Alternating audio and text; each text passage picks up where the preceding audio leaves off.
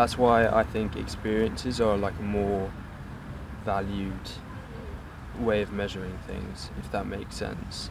For me personally, that's something that would change my mind, I guess. Yeah. So what was it for you? What made you believe? Was it an experience? Was it an argument? Was it some evidence? Well, that's exactly the question we're exploring in this next conversation. The gentleman I speak to starts with a position that he would believe if he had an experience that he could not explain, some sort of a divine, godly experience. And yet we end in a surprising place. So why don't you have a look, leave a comment, see what you thought, like, subscribe, and share this video. Thank you very much, and speak to you soon. Bye.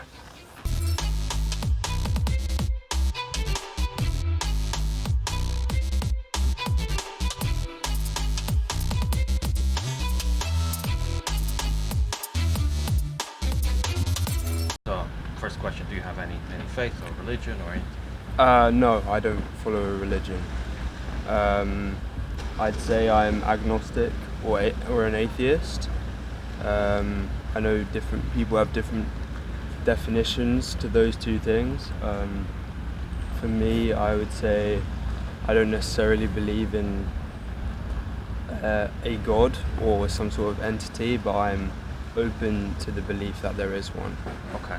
What would be that convincing thing, that would say, look, this now convinces me that there is something? I think it's impossible because I can only think of examples of the main religions, and personally I don't think if it's genuinely possible to actually prove that, because a lot of them talk about the afterlife, and I know you can go online and talk about people who have been look at interviews with people who were determined to be dead, and so a lot of people who are trying to push for their religion, I guess, to be prove that theirs is the overwhelming one. They go and speak to these people, but I don't think there's any defining evidence that could be used yet, at least. Got it. So there's some people, like you said, they get their kind of conviction from the experiences that they had. Yeah, Maybe exactly. That's sort of afterlife kind of experience or whatever it is. How about something a little bit more tangible, something a little bit, like scriptures? Different religions have scriptures. The Bible. Have you ever read it? What do you think of it? I've read bits of the Bible. I've done religious studies from like age 11 to 16. So I've seen some scriptures in the Quran, in the Torah, in the Bible. I've studied a bit of Buddhism, and not that it's necessarily fiction, but again, it's someone's own interpretation. So I think it's hard to base someone else's own interpretation as fact, because it's not like objective, it's purely subjective. That's why I think experiences are like a more valued way of measuring things, if that makes sense. In the sense that if you've experienced it and you've seen it, there's no doubt in your mind. Yeah. That's not for me to like completely dismiss things as like miracles. Like the Bible talks about miracles, like Jesus providing, I think it's fish and water for like a whole community out of nothing. So, but personally for me, I haven't had a religious miracle, so to speak. Right. And that would be kind of the thing that would tip you over more than sort of reading the scripture or historical archaeological evidence. You would experience, having a direct experience of the divine would be something that's more. For me personally, that's something that would change my mind, I guess. Yeah. And have you ever kind of asked for it to happen? Like, have you ever sort of said, God, I don't know if you're there or not, but if you are, I do want to know you. Did you kind of try to put your soul and your spirit Godward, as it were? I wouldn't say so. I think I've possibly thought about things in a way, and like in a way I've been like, oh, if there is a God, I would really like this to help help someone, I would like this to help me. But I think in the back of my mind, if that's something that I'm really focusing on, then in my subconscious I'm gonna make subconscious efforts to go towards that anyway. That's personally what I think, but that's just a way of me kind of making sense of what I do, not necessarily meaning that there isn't a God that is out there helping me. Got it. Okay. Talk about sort of Jesus as a person, right? I mean, do you think that he was like a real person, or did he live like an actual historical person called Jesus? Would you agree with that? Or? Yeah. Well, I mean, I'm like, I wasn't there 2,000 Right. years ago, so I don't know for a fact. But I'm open to the belief that Jesus was a real person, and there are people, like, I think people who promote their religion today, they could still be seen as like, I don't know, minor prophets or something like that. So I very much believe that. I'm very much open to believing that Jesus was a real person. Yeah. And what if he was a real person, right? What do you think, kind of, from your understanding, what was his point? You know, why did he come? What did he try to do on this earth? I think he believed that because he came to essentially take the sins of the earth, Okay. right? Yeah. So I think he truly believed that by promoting his religion and doing things the way that his father, the Son of God, thought things were meant to be, then he probably thought that he was helping the world and helping the people of the world Yeah. become like a better place. Yeah, no, exactly. I mean, so you said something really important, right? His mission, a lot of people would say, actually, oh, he came to teach us good things. He was a teacher. You know, he came to perform some miracles, which people, like you said, would dispute. But the one thing that he said he really came to do is to, to basically pay for the sins, right? To deliver people from their sins, right? And that is quite profound, right? Because no other religion would have that kind of a concept. All other religions would say, look, if you're going to try to go into heaven, you're going to have to just be better. You're going to try harder at being good, right? But Christianity says, look, you should be good, you should be better, but in order for you to cleanse your sins, right, which is what separates you from heaven or you from God, Yeah. it's not possible to do on your own. That's why Jesus had to come. Right. He had to pay for those sins because we're not in capability of doing so ourselves.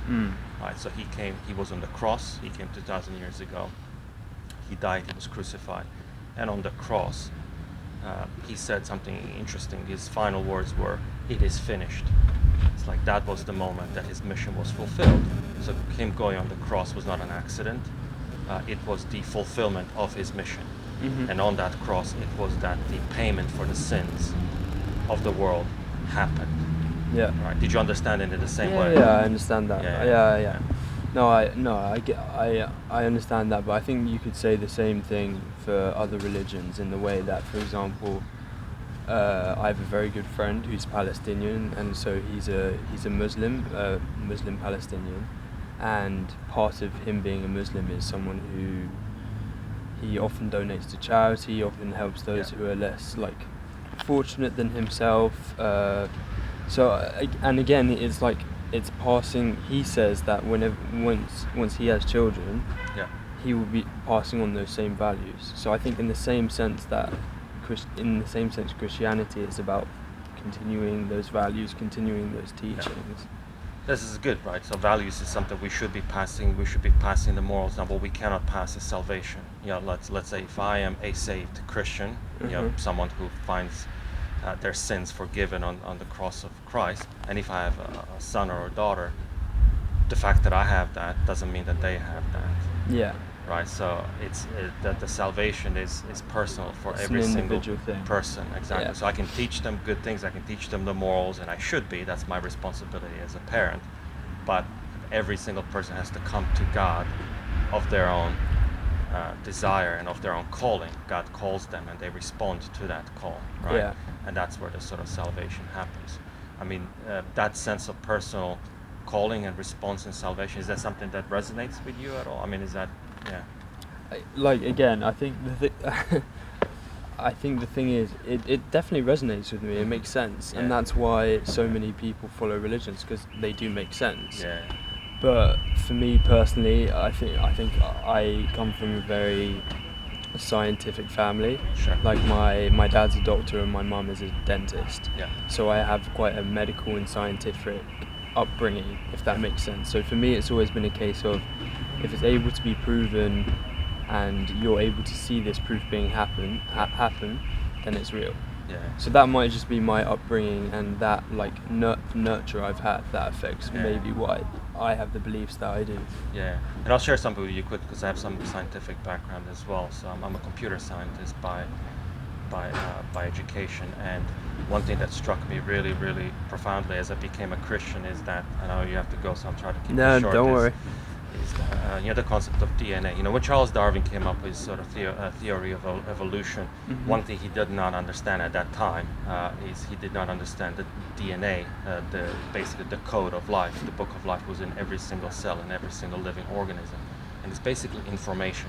Yeah. As a computer scientist, I know a lot about information and how information can be used as a set of instructions, right?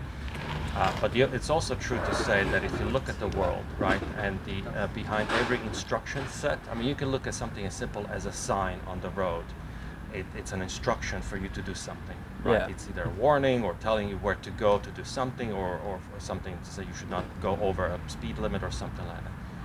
But behind every sign, behind every instruction is an intelligent person, an intelligence, right? Yeah. Because that intelligence knows, it put thought into the message, and it knows that we will understand that message, we will understand that sign, right? Yeah. So very similar, the same concept works with the DNA in a cell. Yeah, right? like DNA proteins, like RNA polymerase. Exactly, and all of because those. the DNA is an instruction. It gives the the instructions for that. Once it's being read, the set of letters effectively of the DNA get read, and those become instructions for the further creation of other molecules and other things that then the cell uses to grow or to sort of continue, right? And so that these days, right, a lot more scientists are looking at that concept as sort of information creation, information preservation, and the way use of information, as saying those kinds of things do not arise by themselves. Yeah. They cannot, right? There's something that's been passed down from each individual. So where did that first individual come from? Exactly, or where did that concept, that information come from to begin with? It's quite a complicated idea to have an information and encoding into some sort of a string of letters that can be then read and something to be done with it. That's what we find in design, rather than in just sort of random sort of concepts, right? And so I think, would definitely encourage you to kind of think about that, look into that. That's one of the strong pieces of evidence that convinced me to sort of say, look, the world as we see it around us does not come about by evolution, by accident, by the random processes of mutations. There was thought behind it.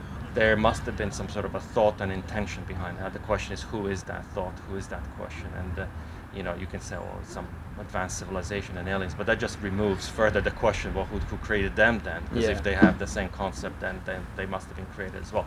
And so this idea of a God hypothesis is coming back actually into science. If you read some of the most recent scientific journals, a lot more hard scientists are saying we need a different idea, we need a different explanation for that. So I know you have to go, but have a think about it, have a look into that. It's something that's quite convincing.